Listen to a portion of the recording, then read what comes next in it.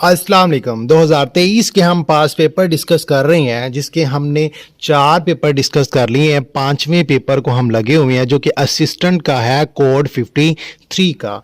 इसके तकरीबन हमने 50 एमसीक्यूज डिस्कस कर लिए हैं। उससे आगे आज हम बढ़ते हैं और इस पेपर को हम ख़त्म करने की कोशिश करते हैं।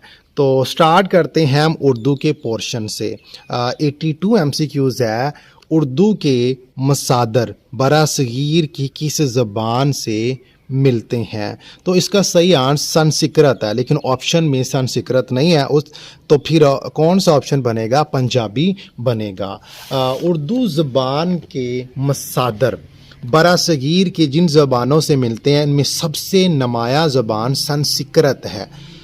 मसादर क्या होता है? मसादर वो बुनियादी फ़ेल होता है जिससे बाकी ज़माने और अफ़ाल बनाए जाते हैं, जैसे लिखना, लिखता, लिखा, लिखो वगैरह, पीना, पिया, पीता, पियो वगैरह। सबसे ज़्यादा मसादर संस्कृत से आए हैं, जैसे खाना, पीना, जाना, लाना, देना, लेना वगैरह। ये सारे संस्कृत से आए हैं। फ़ारसी ज़बान से आना, जाना जो है ना, ये आए हैं। तो यहाँ पर इन ऑप्शनों में ना तो संस्कृत है, ना ही फ़ारसी है।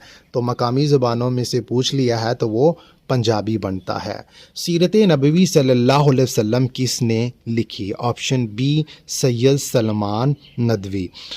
अब उन्हें ढूंढ और चराग़ रुख ज़ेबा किस तर्ज की किताबें हैं? ये हाका नगारी हैं।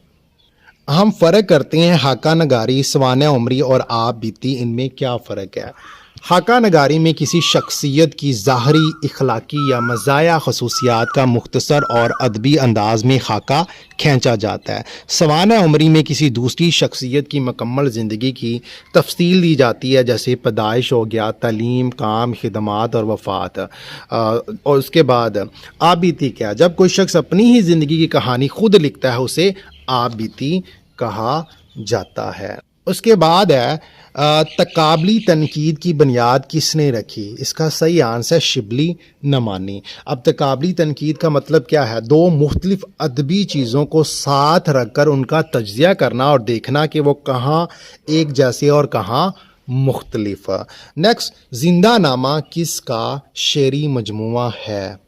ऑप्शन ए फैज़ अहमद फैज़ का। उसके बाद यादों की बारात किसकी सवाना उमरी है या सवाना ख्यात है? यह है जोश मिली आबादी की। उसके बाद है ग्रेस किस सनफ़ से ताल्लुक़ रखता है? कसीदा। रसाला तहज़ीबुल इखलाक किसने जारी किया? सर सैयद अहमद ख़ान ने जारी किया। फोर्ट विलियम कॉलेज कब बना? 1800 में। बच्चों ये 13 जुलाई 2025 को असिस्टेंट डायरेक्टर का एक पेपर हुआ था, जिसमें ये एमसीक्यूज़ पूछा गया था। मगरब के तनकीदी असूल किसकी किताब है? सज्जाद बाकर रज़वी। ऑप्शन सी इसका सही आंसर है।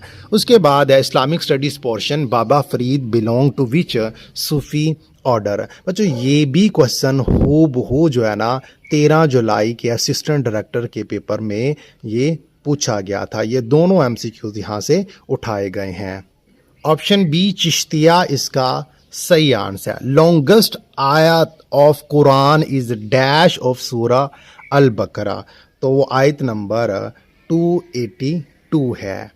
नेक्स्ट एमसीक्यूज़ है battle in which holy prophet सल्लल्लाहु अलैहि वसल्लम पार्टिसिपेटेड इज नाउन एज? उसको गज़वा बोलते हैं। ऑप्शन सी इसका सही आंसर है।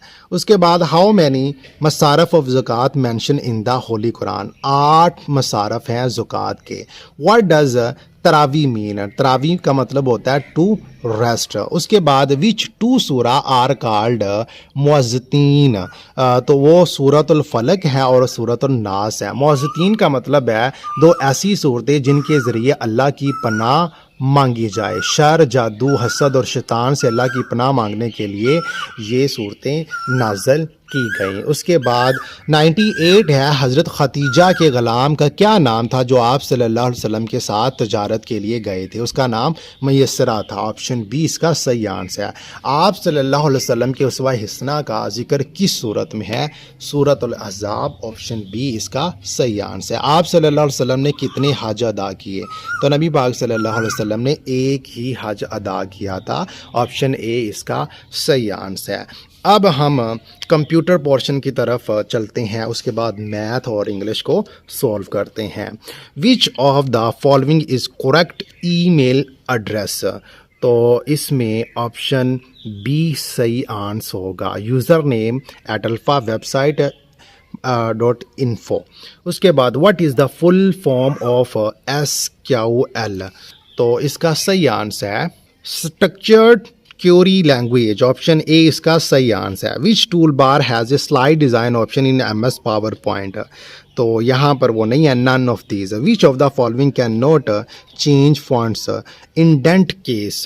ऑप्शन डी इसका सही आंसर होगा। All computer peripherals are connected to motherboard, option B इसका सही आंसर है। नेक्स्ट बेसिक मैथमेटिक्स है। Which term is wrong in the series? इस एक सीरीज दी गई है और पूछा गया कि इसमें से कौन सी टर्म जो है ना वो रॉन्ग है। 140 के बाद है 340, 340 के बाद है 540। अब देखो 340 में से 140 निकालें तो 200 आता है, 540 में से 340 निकालें फिर भी 200 आता है, फिर 1140 में से 940 निकालें फिर भी 200 आता है। तो यहाँ पर ओड नंबर जो है ना वो 730 है, ऑप्शन बी इसका सही आंसर है। नेक्स्ट हमें वैल्यूज़ दिए हैं परमुटेशन और कॉम्बिनेशन की। PR6 इज इक्वल टू 360 और ये CR6 इज इक्वल टू 15 है। तो R उसने हमसे पूछा है, तो इसका सिंपल वे क्या है? हम क्या करेंगे, फर्स्ट ऑफ ऑल इन दोनों को तकसीम करेंगे, 340 और 15 को तकसीम करेंगे तो हमारा आंसर आ जाएगा 24।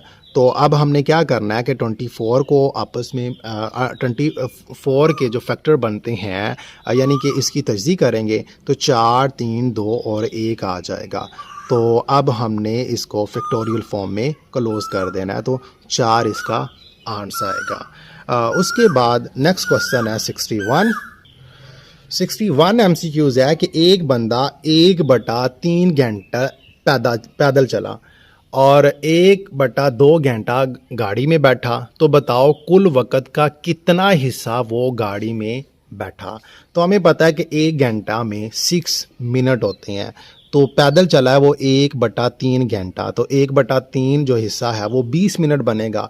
गाड़ी में बैठा वो आधा घंटा, तो वो 30 मिनट बनेगा। कुल वक़्त इसको जो है ना वो 20 + 30 जो है ना वो कितना आ जाएगा, वो 50 आ जाएगा। अब कुल 50 मिनट में से 30 मिनट वो गाड़ी में उसने गुजारे, तो अब हमारे पास आंसर कितना आया, कितना गुजारा 30 मिनट, तो 30 को टोटल पर तकसीम करेंगे, तो 30 को टोटल क्या है 50 उस पर तकसीम करेंगे तो 0.6 जो है ना वो आंसर आ जाएगा। अगर परसेंटेज में निकालना है तो 100 के साथ मल्टीप्लाई कर दो तो परसेंटेज में आ जाएगा। नेक्स्ट MCQs है कि how many cubes of 1 centimetre we can cut from a cuboid of the dimension of 10 centimetre multiply 12 centimetre multiply 15 centimetre. तो इसको हम सॉल्व करते हैं। एक लंबा डब्बा है जिसका साइज़ है 10 सेंटीमीटर, 12 सेंटीमीटर और 15 सेंटीमीटर। अब आप इसको 1 सेंटीमीटर 1 सेंटीमीटर 1 सेंटीमीटर के छोटे छोटे क्यूब्स में काटना चाहते हैं, तो बताइए कितने क्यूब्स बनेंगे। तो सबसे पहले हम इसका फार्मूला यूज़ करेंगे, number of small cubes is equal to होगा volume of cuboid over volume of 1 cube. तो अब हम इन सबको ऊपर मल्टीप्लाई कर देंगे और इसको हम नीचे मल्टीप्लाई कर देंगे, तो हमारा आंसर जो है ना वो 1800 आ जाएगा। यानी एक लंबा जो डब्बा है जिसका साइज़ 10, 12 और 15 है, तो उससे हम 1 सेंटीमीटर के ना 1800 डब्बे बना सकते हैं। आपके पास एक बड़ा डब्बा है जिसका साइज़ है 10 लंबा, 12 चौड़ा और 15 ऊंचा। तो आप इसे 1 सेंटीमीटर वाले बराबर छोटे डब्बों में काट रहे हैं, तो जितना वॉल्यूम इस डब्बे का होगा उतने ही क्यूब बनेंगे। तो ये इसका सही आंसर है, 1800 इसका सही आंसर है। उसके बाद 63 MCQs है। A fraction become 4/5 when 1 is added to each of the numerator and denominator. However, if we subtract 5 from each, then it become 1/2. The fraction is, एक फ्रैक्शन है वो 4/5 बन जाती है। कब? जब हम उसमें एक ऐड करते हैं। और उसके बाद उसने कहा कि वो 1/2 बन जाती है जब हम उसमें से 5 सब्ट्रैक्ट करते हैं। तो अब देखो, लेट द फ्रैक्शन जो है ना वो हम मान लेते हैं वो x/y है। तो x/y है ना, तो पहले हमने इनमें 1 ऐड करना है, ऊपर भी और नीचे भी। तो वो किसके बराबर है? 4/5 के बराबर है। उसके बाद आपने क्या करना है? 5 सब्ट्रैक्ट करना है, ऊपर भी और नीचे भी। तो वो किसके बराबर आएगा? 1/2 के बराबर आएगा। अब हमने क्या करना है?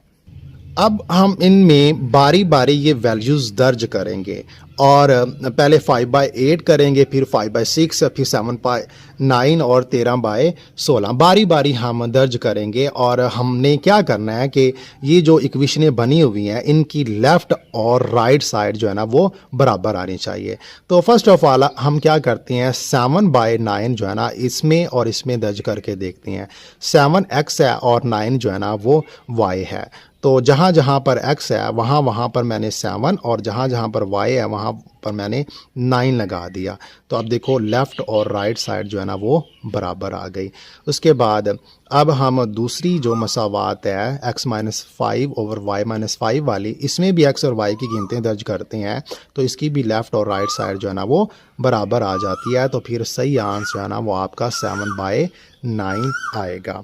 उसके बाद how many 2 digit number are there which are divisible by 11। तो हमने 2 डिजिट नंबर बताने हैं जो 11 पर तकसीम होते हैं। तो 11 का टेबल पढ़ लो।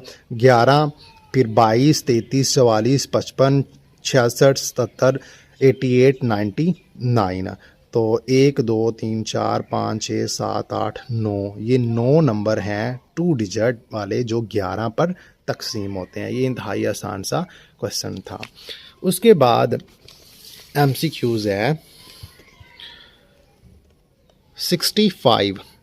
ax plus 2y is equal to 5, 3x minus 6y is equal to 20। वो कहता है in the system of equation above a is a constant, यानी इनमें जो a है वो constant है। if the system has one solution, which of the following can not be value of a। इसकी कंडीशन आप लोगों को याद रखनी पड़ेगी। a1 is over a2 is equal to b1 over b2। तो आप क्या करोगे, इसमें वैल्यूज़ दर्ज करोगे तो आपके पास जो आंसर आएगा वही a की वैल्यू होगी। अब हम क्या करेंगे, यहाँ पर a1 हमारे पास क्या है, a1 है x का कोफिशिएंट, a2 जो है वो y का जो है ना वो कोफिशिएंट है। तो उसके बाद जो b1 है वो x का कोफिशिएंट है, b2 जो है ना वो y का कोफिशिएंट है। तो मीन a1 a है, a2 2 है, b1 3 है और b2 जो है ना वो -6 है। आप इसमें कीमतें दर्ज करो तो आपके पास जवाब आ जाएगा -1। नेक्स्ट MCQs है 66। If the price of carpet 8 metre long and 3 metre wide is this. एक कारपेट है जो 8 मीटर लंबा है, 3 मीटर चौड़ा है, उसकी प्राइस है इतनी। What will be the price of 12 metre long and 6 metre wide carpet. अब हमने जो कारपेट है उसकी लेंथ बढ़ गई है, जो पहले 3 थी अब वो 12 हो गई है, बल्कि पहले 8 थी अब वो 8 थी, ये कम हो गई है। और जो विड्थ थी वो 3 मीटर थी, अब वो कितनी हो गई है, 6 मीटर हो गई है। तो ये आसान सा क्वेश्चन है, मुश्किल नहीं है। सबसे पहले तो हम ऐसे कारपेट की 2 कारपेट हुए ना, पहला जो कारपेट है वो 8/3 का है और उसकी कीमत कितनी है 6288। तो जो पहला कारपेट है उसका हम क्या करते हैं, एरिया निकाल लेते हैं। तो एरिया निकालने के लिए हमें क्या करना पड़ेगा, 8 को 3 के साथ ज़रब करना पड़ेगा। 8 को 3 के साथ ज़रब करेंगे तो 24 स्क्वायर मीटर जो है ना ये एरिया आ जाएगा फर्स्ट कारपेट का। अब हम दूसरे का निकाल लेते हैं। तो दूसरे में 12 को 6 के साथ ज़रब करना पड़ेगा। तो 12 को 6 के साथ ज़रब करेंगे तो वो 72 स्क्वायर मीटर आ जाएगा। ठीक है, तो फर्स्ट कारपेट का एरिया भी आ गया, सेकंड कारपेट का भी एरिया आ गया। अब हम फर्स्ट कारपेट का जो एरिया है वो किसके बराबर, फर्स्ट कारपेट की जो कीमत है वो किसके बराबर है, 6288। यानी cost of carpet of 24 square metre वाला जो पहला कारपेट है उसकी जो प्राइस है वो 6288 है। तो हम यहाँ से 1 स्क्वायर मीटर की निकाल लेते हैं। तो 1 × 24 है, 24 इधर मल्टीप्लाई हो रहा है 1 पर, उधर जाकर हम डिवाइड करेंगे तो हमारे पास वैल्यू आ जाएगी 1 स्क्वायर मीटर की प्राइस। तो हमने कितने की निकालनी है, 72 की निकालनी है। तो हम उसको 72 के साथ मल्टीप्लाई करेंगे तो हमारा जवाब आ जाएगा 18,864। यानी पहले वो 6288 का था, अब ये 18,864 रुपये का होगा। नेक्स्ट पोर्शन है इंग्लिश का। 67 MCQs है, to put up with means. इसका मीनिंग होता है बर्दाश्त करना या किसी चीज़ या शख्स को नापसंद होने के बावजूद बर्दाश्त करना। तो इसका आंसर आएगा टू टोलरेट, मीन के ऑप्शन सी। अब इसके अदर मीनिंग भी मैंने यहाँ पर लिख दिए हैं, आप अपने नोट्सों में शामिल कर लें। नेक्स्ट MCQs है 68। During the lecture the teacher stud dash dies. तो ऑप्शन बी इसका सही आंसर होगा ऑन। उसके बाद the synonym of paltry is, एक वर्ड है उसका मीनिंग है नकारा, हकीर, बेहकीकत। तो उसका क्या पूछा गया है, सिनोनिम पूछा गया है। तो मैंने यहाँ पर इसका मीनिंग, इसके सिनोनिम्स और मैंने इसके एंटोनिम्स भी लिख दिए हैं, आप इसे भी नोट कर लें। नेक्स्ट 70 MCQs है। ऑप्शन बी इनसिग्निफिकेंट इसका सही आंसर होगा। नेक्स्ट 70 MCQs है। Select the pair which has the same relationship. तो वर्ड्स दिया है विजडम, सजेस्टी। तो दोनों का मतलब होता है दानिशमंदी या अक्लमंदी, मतलब दोनों हम मायनी हैं। तो इसका ऑप्शन सी सही आंसर होगा, सर्च और क्विस्ट। सर्च का मतलब तलाश करना होता है और क्विस्ट का मतलब ढूंढना होता है। तो ऑप्शन सी इसका सही आंसर है। नेक्स्ट 71 है। Passivise of the people elected him mayor. तो ऑप्शन बी इसका सही आंसर होगा, he was elected mayor by the people. तो मैंने यहाँ पर इसका जो स्ट्रक्चर है वो मैंने यहाँ पर मेंशन कर दिया है। नेक्स्ट MCQs है 72। The old woman lived alone with dash to look after. तो ऑप्शन डी नो वन और हर आएगा। तो यानी बूढ़ी औरत अकेली रहती थी, इसकी देखभाल करने वाला कोई ना था। तो मैंने नो वन और हर यहाँ पर आएगा, उसकी वजूहात भी मैंने यहाँ पर मेंशन कर दी है। Next 73 stoke is to cook then. तो 73 MCQs। तो stoke is to cook them, sun heat इसका सही आंसर होगा। स्टोक होता है खाना पकाना, कुक आग को तेज़ करना। ये ताल्लुक़ है काम और मकसद का। जैसे आग को तेज़ करना खाना पकाने के लिए ज़रूरी है, वैसे ही सूरज गर्मी पैदा करता है। स्टोक करने से कुकिंग मुमकिन होती है, सन की वजह से हीट पैदा होती है। 74 है cat is to kitten then. तो इसका आएगा काओ और काफ। गाय का बच्चा काफ कहलाता है, जैसे बिल्ली का बच्चा किटन कहलाता है। तो मैंने ये पेरेंट्स हैं और ये इसके बेबी मैंने यहाँ पर मेंशन कर दिए हैं। तो ये रिलेशन अक्सर जो है ना वो पूछे जाते हैं। नेक्स्ट MCQs है 75। Select the pair which has the same relationship after और बिफोर, आफ्टर रेशो बिफोर। ये ओपोजिशन लफ्ज़ को ज़ाहिर करता है। आफ्टर बाद होता है और जो बिफोर होता है वो पहले होता है। तो सक्सेसर जानशीन होता है और प्रेडेसेसर जो है ना वो पेश शुरू होता है। तो आगे भी कुछ वर्ड और मैंने उसके ओपोजिट लिखे हैं, ये भी पेपर में पूछे जा सकते हैं। 76 है, he dash the bank when police catch him. Option B was stealing आएगा। इसकी काज मैंने यहाँ पर मेंशन कर दी है। उसके बाद नेक्स्ट एमसीक्यूज़ की बात करते हैं। 77 है, who is trying to defend you here. Who is, यहाँ पर हु क्या है, ये यहाँ पर इंटेरोगेटिव प्रोनाउन है। ऑप्शन सी इसका सही आंसर है। Next, select the pair which has the same relationship, umbrella ratio rain. इसका सही आंसर वैक्सीन डिजीज़ आएगा। जैसे अम्ब्रेला बारिश से बचने के लिए इस्तेमाल होती है, इसी तरह वैक्सीन बीमारी से बचने के लिए इस्तेमाल होती है। नेक्स्ट 79, एक वर्ड हमें दिया गया है और उसके सिनोनिम्स जो है ना वो हमसे, बल्कि एंटोनिम्स हमसे पूछा गया है। तो इसका मीनिंग होता है बड़ा या सख्त। तो यहाँ पर इसके मैंने सिनोनिम्स भी मेंशन कर दिए हैं और इसके एंटोनिम्स भी यहाँ पर लिख दिए हैं। नेक्स्ट एमसीक्यूज़ है 80, the meaning of take up is. तो टेक अप क्या होता है? कोई नया काम या मुश्किल शुरू करना, वक़्त या जगह घेर लेना, किसी मसले को ज़ेरे बहस लाना। तो ऑप्शन बी स्टार्ट आएगा। पिछला एक ईडियम रह गया था, the idiom to bury the hatchet means. इसका मतलब होता है दुश्मनी भूल जाना, सुलह करना, झगड़ा ख़त्म करना, to make peace. Option A इसका सही आंसर होगा। Thank you very much.